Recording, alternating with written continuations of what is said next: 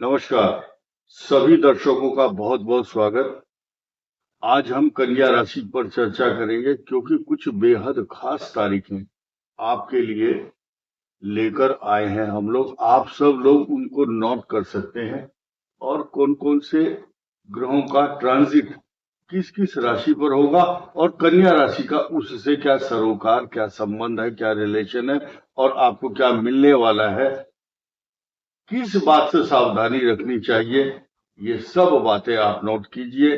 ये वीडियो कन्या राशि और कन्या लग्न के जातकों के लिए है। लड़का हो, लड़की हो, पुरुष, स्त्री, सीनियर सिटीजन, किसान हो चाहे जवान हो, सब के लिए है।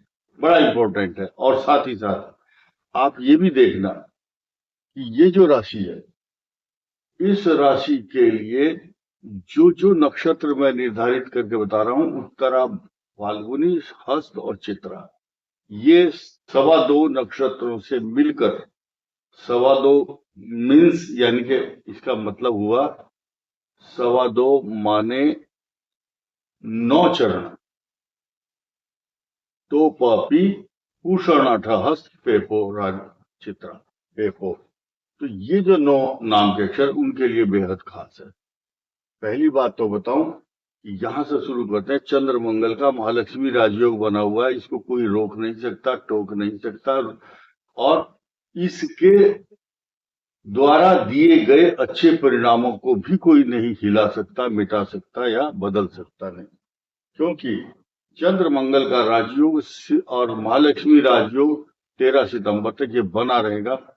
ये आपको सारे बेनिफिट, सारे सुख देगा, आपकी पर्सनालिटी को डायनेमिक बनाएगा, आभा मंडल चमकता हुआ दिखाई देगा, लेकिन मन अंदर से कलुषित, अशांत, चिंताजनक रहेगा। लेकिन लोगों को आप यही बताएंगे कि मैं तो खुश हूं, स्माइलिंग फेस। अब ये शत्रु राशि में है मंगल, बुध भी शत्रु राशि में ही है। इन दोनों की जो पोजीशन है, शनि की इन दोनों पर अच्छी पोजीशन दृष्टि नहीं होती, लेकिन शनि की एक मजबूरी है कि इस कन्या, जहां 6 लिखा है, इससे प्रेम करता है या उसके साथ मित्रता का भाव है। तो ये एक कंट्रावर्सी है। इस राशि से तो प्रेम है शनि का, लेकिन इनके ऊपर दोनों जो जो यहाँ पर एक मददगार के रूप में बैठे हैं, इनका दोनों का ना तो इससे प्रेम है और ना इसके साथ जुड़ाव और प्रेम, अच्छे संबंध नहीं है। तो कुल मिलाकर के मैरिज लाइफ को तो डिस्टर्ब करेगा। 13 सितंबर तक ये स्थिति अभी बदलने वाली नहीं है। आप यहाँ बोर्ड पर देखेंगे सूर्य और शनि का षडाष्टक योग चलेगा। ये तारीख है 16 अगस्त से 17 सितंबर। 16 अगस्त की रात्रि में 3:58 पर जब सूर्य का प्रवेश सिंह राशि पर होगा, तो सारे समीकरण, सारे मायने, सारे जो कुछ योजनाएं हैं उनको ध्वस्त करता है या आपको अचानक आने वाली परेशानियों में इजाफा करेगा, आपको कष्ट देगा। ये सूर्य और केतु, ये दोनों, इनका की जो युति है, इनका जो मिलन है, ये मिलन बहुत अच्छा नहीं है।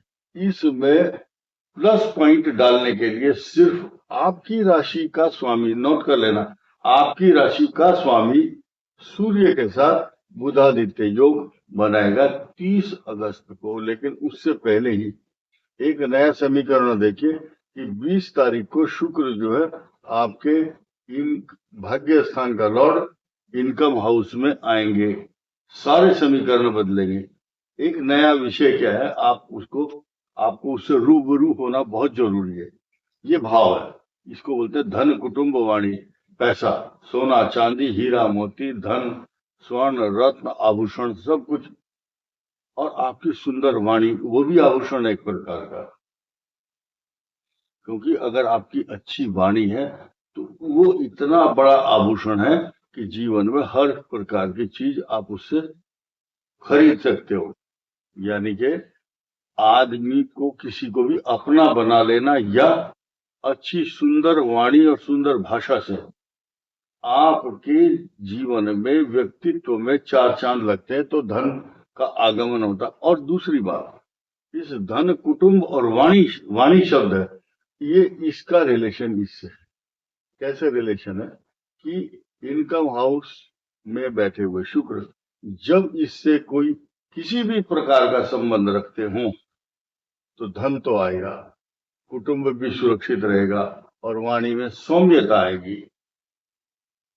शास्त्र कहता है, नीति कहती है, वाणी का समलं करोति पुरुषम या संस्कृता धार्यते क्षीयन्ते खलभूषणानि सततम वाग्भूषणम भूषणम। वाणी जो है आभूषणों का भी आभूषण है, वह आपको सब कुछ देती है। माला डलती है आपके गले में, आभूषण, यही आभूषण है, ये धन दिलाएगा सुंदर वाणी से। तो मैंने चर्चा की, एक तो शुक्र की, सूर्य और बुध की, और सूर्य और केतु की जो युति है, ये एक महीना खराब फल देगी। क्या? आप आलसी हो जाएंगे, बाद के ऊपर काम छोड़ देंगे, चलो बाद में करते हैं। नेत्र पीड़ा होगी, एलर्जी, स्किन प्रॉब्लम, अशांति, तनाव, झगड़े। और कुटुंब के लोग, स्वगोत्रीय लिखा है ज्योतिष शास्त्र में, अपने ही गोत्र के बंधु बांधव तथा इष्ट मित्रों से विवाद, फोन नहीं उठा रहे हैं, दिक्कत हो रही है, ये प्रॉब्लम है। सूर्य नेत्र पीड़ा के साथ साथ विवाद तथा व्यर्थ के खर्चे, घर से बाहर जाकर के पर्स या मोबाइल खो जाना और फिर दोबारा उसको ढूंढने के लिए जाओगे, वो नहीं मिलेगा। कुछ लोग जिनकी अच्छी दशा चल रही उनको मिल जाएगा। अब आइए, आपकी नौकरी, व्यापार, प्रतिष्ठा, मान सम्मान, तरक्की, पिता स्थान। कुछ लोगों को हम बोलते हैं कि भाई तुम्हारी नौकरी लगने वाली है, तुम्हें प्रमोशन मिलेगा, इंक्रीमेंट मिलेगा। कुछ लोग बोलते हैं नहीं जी, ये तो हमें तो मिल नहीं रही। भाई जिसकी योग्यता है, जिसने अप्लाई किया, तुम घर में बैठे हो डबल बेड पर, बढ़िया वाली चाय पी रहे हो और काम करना नहीं चाहते, एजुकेशन है नहीं, एलिजिबिलिटी नहीं है, जो क्राइटेरिया है उसको आप फुलफिल नहीं कर रहे, तो हाउ इज इट पॉसिबल? हर आदमी सोचता है कि हमने मुंह से बोला और हमने बात लपक ली, बस अब तो नौकरी लगेगी, अगर नहीं लगी तो ये झूठ बोल रहा है। भाई आपके कर्म, आपकी कुंडली, आपका भाग्य, आपकी महादशा वो बताती है, लेकिन हम केवल गोचर ग्रहों की गणना करते हैं और ये भी बताते हैं अगर आपके ग्रह ठीक है तो you will get good opportunity during this period. ये स्थिति आपके लिए जून 2026 तक बनी हुई है। अब निर्भर करता है कि आपकी दशा कौन सी है, उस दशा का इस बृहस्पति के गोचर से कोई रिलेशन है या नहीं। अच्छा रिलेशन है तो नौकरी मिलेगी। अब शत्रुओं का विनाश करने के लिए राहु यहाँ बैठे हैं, सूर्य की यहाँ दृष्टि होगी, इस राहु की यहाँ पर होगी, तो कुल मिलाकर के देखिए ये कॉम्बिनेशन अच्छा नहीं बताया, ये भी ठीक नहीं है। और शुक्र आपको अच्छा धन, रिसोर्सेज ऑफ इनकम, मान सम्मान, पैसा दे रहा है, ये तरक्की देता है। ये मैरिज लाइफ को डिस्टर्ब कर रहा है और ये पोजीशन ज्यादा खराब रहेगी। कब तक? क्योंकि मंगल जब तक यहाँ है तो ठीक, कष्टकारक बना हुआ है। यहाँ आएंगे मंगल लगभग अक्टूबर के महीने तक, तुला में मंगल अच्छा नहीं होता क्योंकि ये षडाष्टक योग बनाएगा। और नई चीज सुनिए, आपको एक ग्रह काल सर्प दोष से छुट्टी दिला रहा है, 28 जुलाई से काल सर्प दोष समाप्त। लेकिन एक और नई चीज क्या है, पाप कर्तरी योग जो बना हुआ था आपके द्वादश भाव में, उसकी समाप्ति का दौर आ चुका है। अर्थात 17 सितंबर को मॉर्निंग में जब आप उठोगे सो करके, तो आपकी कुंडली का पाप कर्तरी योग समाप्त हो चुका होगा।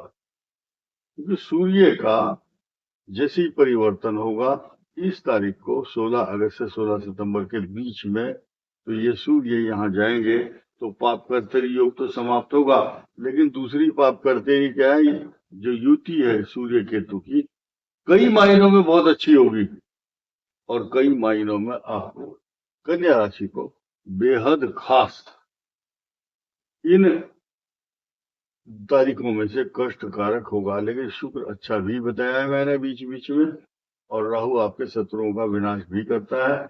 गणेश जी की पूजा और भगवान शिव की पूजा आराधना तो करनी ही चाहिए, ये तो आपके ऊपर फर्ज है, वाजिब है, आपको करना ही होगा। इष्ट देवता, पितृ देवता, साथ ही साथ जिस बात के लिए सावधान कर रहा हूं उस पर ध्यान दीजिए। 12वां जब सूर्य होता है कन्या राशि के लिए और उसका मूल त्रिकोण राशि होती है, तो सूर्य की उपासना एक मंत्र बड़े एकाग्रता से, तल्लीनता से, श्रद्धा से आप पढ़िए, तो सूर्य को जल दीजिए। सूर्य नारायण अपने भक्त की अन्न की चिंता, धन की, मान सम्मान, प्रकाशित करते हैं उसको। सूर्य का काम है प्रकाशित करना, मान सम्मान दिलवाना उसको, और जीवन में यश और प्रतिष्ठा का कारक और नौकरी का कारक सूर्य है। इस वीडियो में इतना ही, धन्यवाद, नमस्कार।